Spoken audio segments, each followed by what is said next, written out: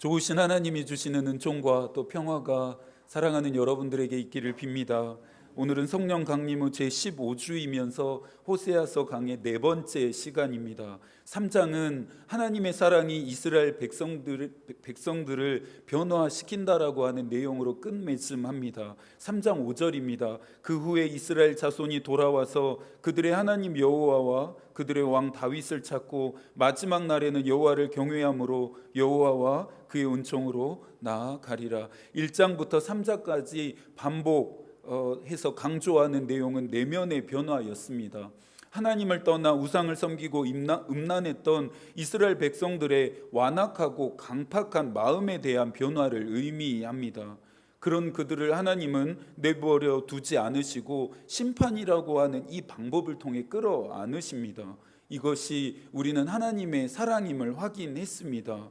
마침내 이스라엘 백성들은 하나님과 그의 은총 앞으로 돌아오게 됩니다. 단순한 돌이킴이 아니죠. 변화된 모습으로 그들이 나아오게 되는데요. 이스라엘 백성들은 이제 남편 되시는 하나님께 대한 말이 달라지고 고백이 달라지고 태도가 달라지게 됩니다. 하나님의 사랑을 받은 사람들은 말이 달라져야 합니다. 고백이 달라져야 합니다. 태도가 달라져야 합니다. 이번 한 주 여러분의 말과 고백과 태도는 어땠는지 잠시 생각해 보시면서 말씀을 따라오시겠습니까? 목회를 하다 보면 스스로 믿음이 좋다 하는 분들을 만나곤 합니다. 다른 사람들에 비해 목사님, 저의 믿음은 참 좋다, 더 낫다 말씀하시는 분들도 있습니다. 그런데 믿음이 좋다 말씀하시는 그분들의 일상을 들여다보면 고개가 갸우뚱하게 됩니다. 믿음이 좋다 하는 사람들의 말이 왜 저렇게 거칠고 날카로울까? 왜 누군가를 다치게 하고 상하게 할 만큼 말에 악독이 묻어 있는 것일까? 믿음이 다른 누구보다 낫다고 하는 사람들의 태도가 왜 이리 오만하고 간사한 것일까? 왜 저리도 군림하려고만 하는 것일까 생각하게 되기 때문입니다. 안디옥에서 생겨난 이 그리스도인이라고 하는 칭호는 예수를 따르는 자들이 세상 사람들에게 우리를 그렇게 불러달라 요구한 것이 아닙니다. 안디옥에 있었던 예수를 따르는 자들의 모든 삶을 지켜봤던 세상 사람들이 믿음과 삶의 일치를 인정했기에 붙여준 칭호였습니다. 저와 여러분의 믿음은 어떻습니까? 우리의 믿음은 어떻게 드러날까요? 또 어떻게 증명될 수 있을까요? 지금처럼 예배를 드리는 모습을 통해서일까요? 봉사하고 헌신하는 모습을 통해서일까요? 헌금하는 모습을 통해서일까요? 기도하는 모습을 통해서일까요? 물론 당연히 그렇게도 우리의 믿음은 표현되고 증명되고 나타납니다. 그러나 진짜 우리의 믿음은 우리의 일상에서 우리의 말과 우리의 행동과 우리의 태도로 드러나게 되어 있습니다. 우리 교회가 계속해서 결단하고 있는 내용이 있습니다. 믿음만 좋은 사람들이 되지 않고 삶도 좋은 사람들이 돼 보자는 것입니다. 웨슬리가 말했던 것처럼 리얼 크리스찬이 돼 보자는 것입니다. 호세아서는 크게 두 부분으로 나뉘어지는데요. 1장부터 3장까지가 전반부입니다. 전반부에서는 예언자 호세아와 음란한 여자 고멜과의 결혼 관계라고 하는 독특한 메타포가 등장했습니다. 이것은 곧 하나님과 이스라엘 백성과의 관계를 상징했죠. 신실함과 신실하지 않음, 심판과 사랑이라는 이 대조적인 관계를 통해서 최종적으로 하나님은 우상을 숭배하면서 영적인 음란에 빠져있는 이스라엘 백성들의 죄를 용서하시고 그들을 회복시키시려고 하는 의도를 드러내셨습니다. 이후 4장부터 14장까지는 후반부인데요. 후반부에서는 이제 이스라엘 백성들의 구체적인 죄악에 대한 호세아의 책망과 경고가 이어지면서 그들을 향한 하나님의 심판이 예언됩니다. 전반부에서 먼저 내면의 변화를 이야기하고 후반부에 가서 구체적인 죄악들을 진술하는 이유는 호세아서의 주제를 더 분명히 하고 확장시키기 위한 목적 때문입니다. 호세아서의 주제가 무엇입니까? 하나님께 돌아오라입니다. 호세아서 강해가 끝나고 아마 대부분의 내용들을 기억하지 못하실 수도 있지만 주제만큼은 잊지 않고 기억하실 수 있기를 바랍니다. 이후에 이 주제를 붙들고 호세아서를 다시 읽어간다면 훨씬 더 풍성한 이해와 만나게 될 것입니다. 이스라엘 백성들은 하나님께 돌아가기만 한다면 무조건적인 치료와 회복을 받을 수 있을 것이라 기대했습니다. 진정한 마음의 돌이킴이 아닌, 진정한 내면의 변화가 아닌 형식적인 돌이킴이었습니다. 호세아가 그것을 너무나 잘 알았습니다. 그래서 형식적인 돌이킴만으로는, 형식적인 내면의 변화만으로는 어떠한 치료와 회복도 받을 수 없다라고 엄중하게 말합니다. 4장부터 나오는 이야기들은 하나님께 돌아오되 어떻게 너희가 돌아와야 하는지를 우리에게 알려주고 있습니다. 4장 1절과 2절인데요. 다시 한번 읽어볼까요? 이스라엘 자손들아, 여호와의 말씀을 들으라. 여호와께서 이 땅 주민과 논쟁하시나니 이 땅에는 진실도 없고 인애도 없고 하나님을 아는 지식도 없고 오직 저주와 속임과 살인과 도둑질과 간음뿐이요 포악하여 피가 피를 뒤이음이라. 하나님이 이스라엘 백성과 논쟁하신다 합니다. 여기에서의 논쟁은 말다툼이 아닙니다.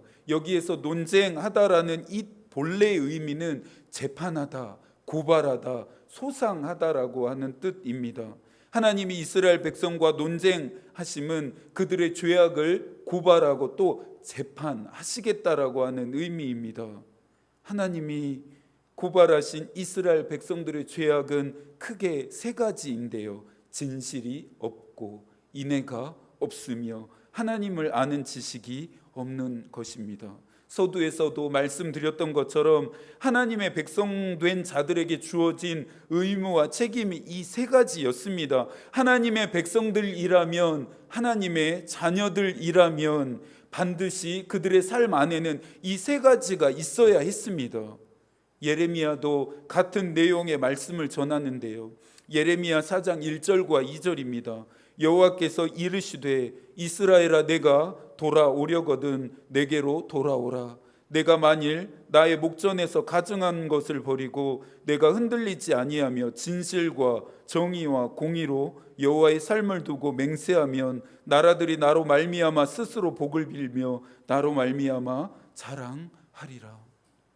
김근주 교수는 이스라엘 백성들에게 없는 것 세 가지를 다음과 같이 설명합니다.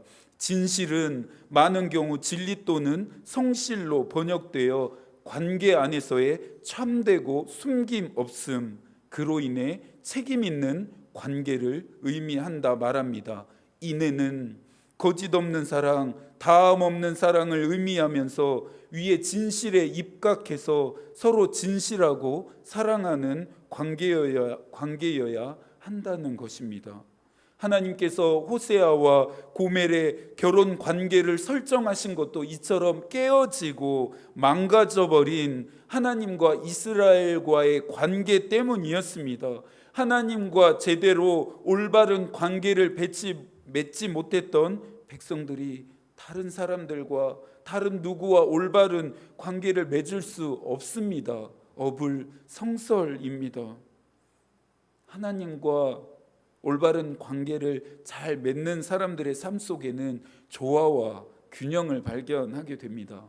그러나 반대로 하나님과의 관계가 잘 되어 있지 않는 사람들의 삶 속에는 깨어짐과 비틀림을 보게 됩니다. 진실과 인애를 중요하게 말씀하시는 이유는 이것이 곧 하나님의 성품이기 때문입니다. 그리스도인들은 세상의 법과 규칙도 잘 지켜야 합니다. 그 누구보다 높은 윤리와 도덕적인 가치를 가지고 사는 사람들이 그리스도인들이어야 합니다. 그런데 하나님의 백성인 우리는, 예수를 따르는 자들인 그리스도인들은 하나님의 성품, 예수 그리스도의 정신을 따라 사는 자들이어야 합니다. 그리스도인은 하나님의 성품대로 살 때가 제일 멋있습니다. 제일 빛납니다. 이것은 하나님의 형상대로 지음받은 자들에게 마땅하고 당연한 일이라 성서가 우리에게 이야기하고 있습니다. 진실과 인애는 이스라엘 백성들에게 하나님이 중요하게 요구하시는 것이었습니다. 미가서 6장 8절입니다. 사람이 주께서 선한 것이 무엇임을 내게 보이셨나니 여호와께서 내게 구하시는 것은 오직 정의를 행하며 인자를 사랑하며 겸손하게 내 하나님과 함께 행하는 것이 아니냐. 다른 것이 믿음이 아닙니다. 하나님의 성품을 닮아 하나님이 요구하시는 삶을 사는 것이 믿음입니다. 진실과 인애라는 열매가 맺는 삶입니다. 진실과 인애와 함께 정말 중요한 것은 하나님을 아는 지식입니다.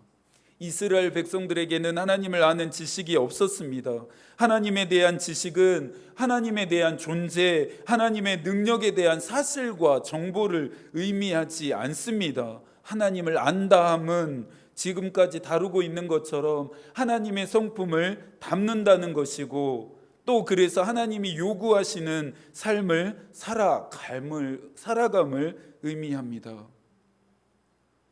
교회에 다니는 사람 중에서 예수 그리스도와 십자가에 대해서 모르는 사람이 있을까요?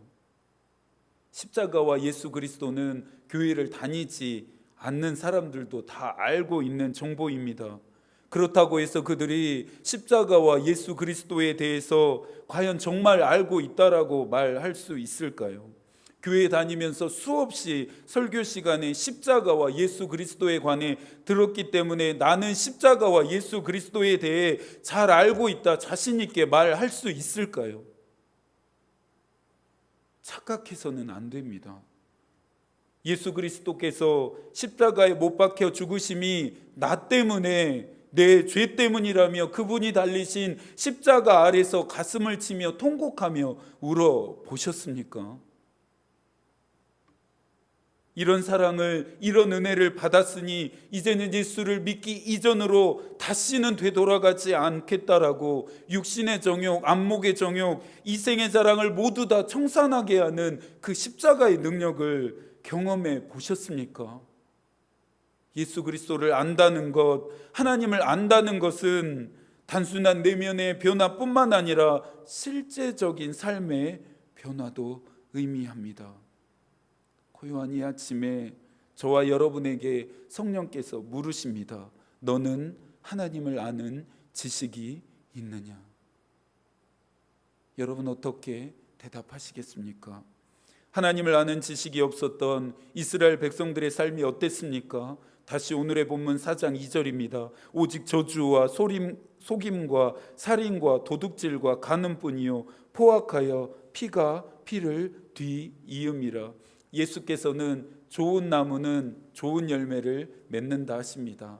반대로 나쁜 나무는 나쁜 열매를 결실한다 말씀하셨습니다. 하나님을 아는 지식이 없는 곳에 당연히 나타나는 열매는 저주와 속임과 살인과 도둑질과 간음과 같은 것들입니다. 여기에 피가 피를 뒤이었다라는 것처럼 피가 복수형으로 사용되어질 때에는 부당하고 억울하게 흘린 피, 탐욕에 의한 폭력에 희생당한 피를 의미합니다. 진실과 인애가 없다는 내용과 연결되어지는 지점이죠. 온 땅에 진실과 인애, 하나님을 아는 것이 사라진 세상은 피로 가득하게 되어 있습니다. 그런 세상은 어떻게 변하게 됩니까? 오늘의 본문 3절입니다. 그러므로 이 땅이 슬퍼하며 거기 사는 자와 들짐승과 공중에 나는 새가 다 쇠잔할 것이요 바다의 고기도 없어지리라. 죄의 영향력이 강력한 이유는 죄의 결과로 인해 피조세계도 고통을 받고 파괴되어진다라고 하는 점입니다. 아담과 하와가 죄를 범했을 때 하나님이 아담과 하와만 저주하는 것이 아니라 그들이 딛고 살아갈 땅도 저주하셨습니다. 얼마 전 그리스 마그네시아 현에서는 단 하루 만에 2년치에 해당하는 양의 비가 쏟아져 내렸다라고 합니다. 지구 한편에서는 물에 잠기는 일이, 또 반대편에서는 섭씨 50도 이상을 쉽게 육박하며 모든 것이 불타는 일이 계속되고 있습니다. 먼 나라의 일이 아닙니다. 우리나라 역시 피조 세계로부터 경고장을 받았습니다. 기후변화, 기후위기가 아닌 기후 붕괴가 시작되었다라고 유엔은 성명을 발표합니다. 이런 일들이 일어나는 이유가 있겠죠. 피조 세계가 이토록 고통받고 신음하고 파괴되어져 가는 이유가 있겠죠. 우리의 죄 때문입니다. 인간들의 추악한 탐욕 때문입니다. 인간들의 죄와 탐욕으로 인해 피조 세계가 망가지고 파괴되어지면서 하나님의 창조의 섭리들이 깨어져 가고 있다라는 것입니다. 하나님을 아는 지식이 없는 사람은 자신의 탐욕을 위해 다른 사람을 짓밟고 다른 사람의 것을 착취하면서 힘없고 약한 자들의 피 흘림을 개의치 않습니다. 피조세계의 신음 따위에 귀 기울이지 않습니다. 김근주 교수는 말합니다. 종교적인 번성과 일상에서의 죄악이 맞물린 현실은 하나는 옳고 하나는 틀린 것이 아니라 전부 틀린 것이다. 예배는 괜찮은데 삶이 부족한 것이 아니라 전부 틀린 것이다. 울림이 있는 말입니다.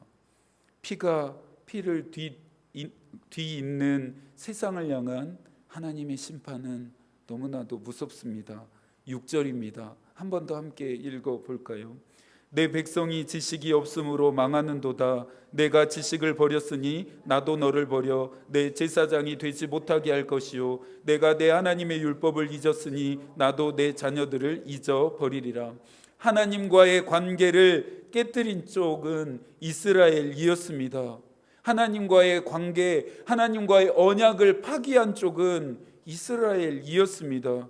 그들이 저지른 포악은 죄악들로 말미암아 그들이 저지른 이 포악한 죄악으로 인해 하나님과 이스라엘의 백성과의 관계가 깨어집니다. 이 심판의 결과는 마침내 이스라엘 백성들이 아수르에 의해서 멸망하면서 성취되어집니다. 호세아는 하나님과 이스라엘 백성들의 관계가 깨어진 이유는 이스라엘 백성들에게 하나님을 아는 지식이 없었기 때문이라 말합니다. 하나님을 올바로 알지 못했습니다. 하나님을 분명히 경험하지 못했습니다. 하나님을 아는 지식이 없었던 이스라엘 백성들은 영적인 간음을 하면서 우상을 숭배합니다. 하나님을 올바로 알지 못한 자들, 하나님을 분명히 경험하지 못한 자들, 하나님에 대한 지식이 없는 자들은 이처럼 하나님으로부터 돌아서게 됩니다.